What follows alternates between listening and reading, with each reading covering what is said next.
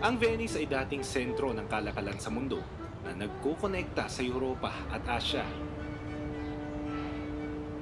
Nandito tayo ngayon sa Plaza de San Marco. Sa daming tao, siguro kung bibilangin mo dito may mga 2,000 people lang nandito ngayon. Dumarayo pa raw ang mga mangangalakal noon para makipagpalitan ng produkto dito sa Venice. At hanggang ngayon, makikita ang progresibong buhay dito.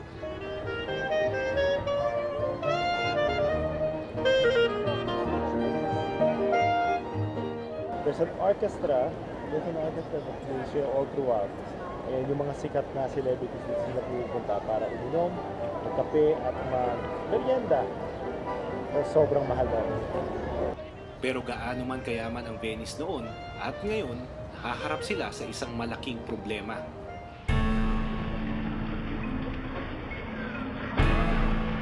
So gaano man ka-advance, ka-planado ang isang city, hindi pa rin ito ligtas sa pagbabago ng panahon like climate change.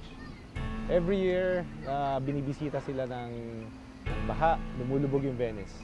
And according to scientists, there will come a time na yung mga bahay sa Venice will be submerged into water dahil tumataas yung level ng tubig.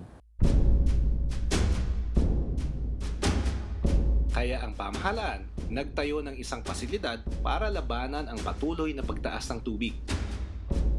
Ang istruktura na tinatawag na Project Mose. Kayang harangin ang matataas na alon hanggang 3 metro.